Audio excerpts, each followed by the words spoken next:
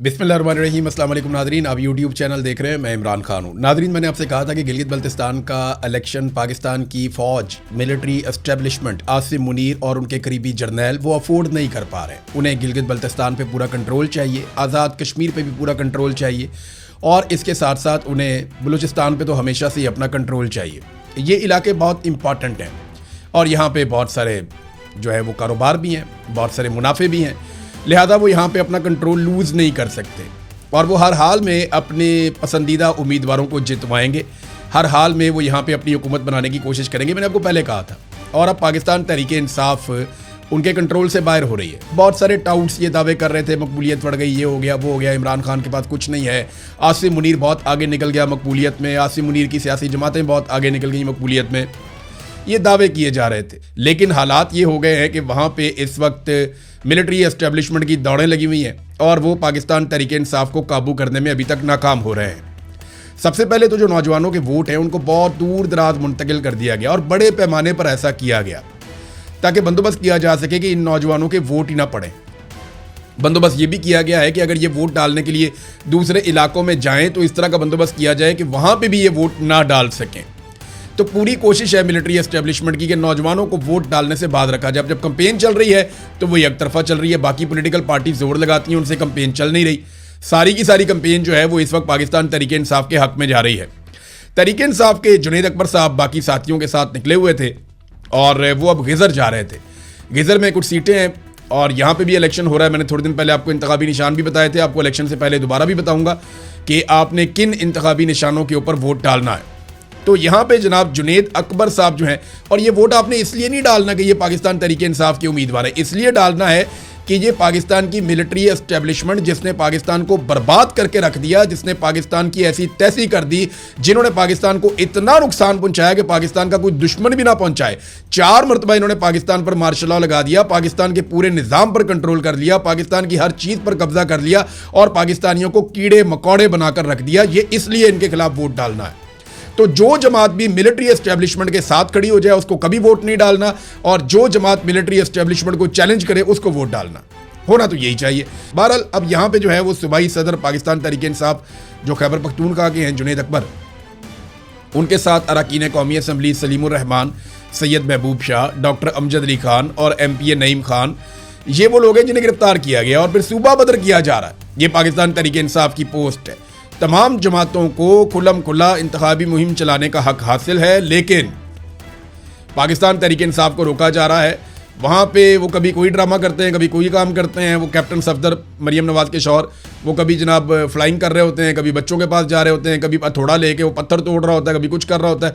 वो अपनी कैंपेन चला रहा है, लोग आते ही नहीं है तो वो उसको चलने दे रहे हैं। बाकी पॉलिटिकल पार्टीज अपनी अपनी कैंपेन चला रही हैं। पाकिस्तान तहरीक इंसाफ को कैंपेन चलाने की इजाज़त नहीं दी जा रही। जुनैद अकबर ने अपने अकाउंट से जो ट्वीट किया, उनके अकाउंट से आया कि आज सुबह गिलगित बल्तिस्तान इंतजामिया ने आकर एतराज़ किया कि आपके पास NOC नहीं है। ओ भाई, इलेक्शन में कौन सा NOC होता है?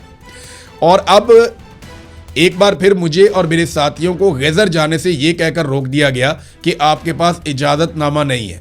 क्या गिलगित बल्तिस्तान पाकिस्तान का हिस्सा नहीं है? एक पाकिस्तानी को अपने ही मुल्क में सफ़र करने के लिए NOC की ज़रूरत क्यों पड़ रही है?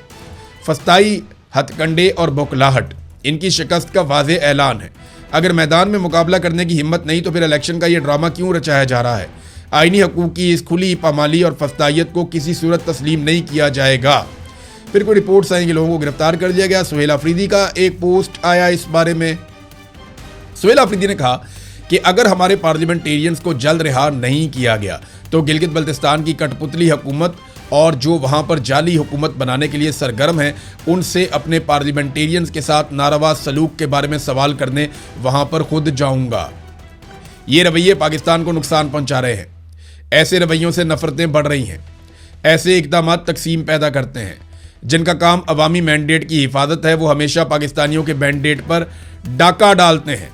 इलेक्शन में लेवल प्लेइंग फील्ड ना देने और ज़ोर ज़बरदस्ती, जुल्म और जबर से इमरान खान की पार्टी को माइनस करने से जमहूरी निज़ाम को तबाह किया जा रहा है। वज़ीर आला गिलगित बल्तिस्तान मेरी कॉल का जवाब नहीं दे रहे। ये रवैया गैर जमहूरी और गैर सियासी है।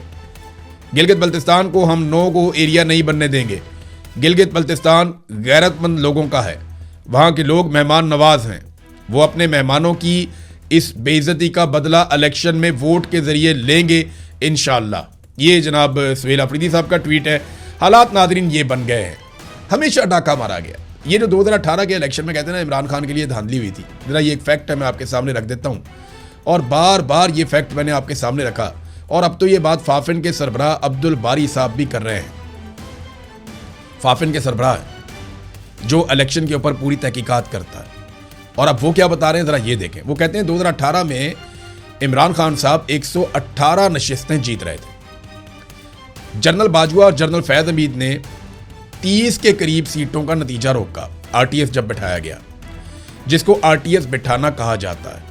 इसके बाद जब आरटीएस बहाल हुआ, यानी इमरान खान 2018 में 118 नशिस्तें उनको मिली, जनरल बाजवा और जनरल फैज ने 30 के करीब सीटों का नतीजा रोका, जिसमें ख्वाजा आसिफ की भी एक सीट थी, और जिसको आरटीएस बिठाना कहा जाता है। और इसके बाद जब आरटीएस बहाल हुआ तो नतीजा आया तो पाकिस्तान तहरीक इंसाफ की 30 सीटें कम करके मुस्लिम लीग नून के 21 और जरदारी के 10 बढ़ाकर इमरान खान की क्लियर मेजॉरिटी को कम कर दिया गया। पैटर्न ये था कि किसी को क्लियर मेजॉरिटी नहीं मिलनी चाहिए।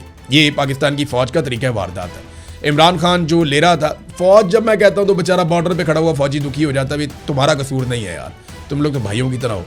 ये कसूर है उन जर्नैलों का जो तुम लोगों के ऊपर भी और कौम के ऊपर भी मुसल्लत हुए हैं, जिन्होंने अपने मफाद के लिए मुल्क की मंजी ठोक दी है पकड़ के। ये वो जर्नैलों की मैं बात कर रहा हूँ।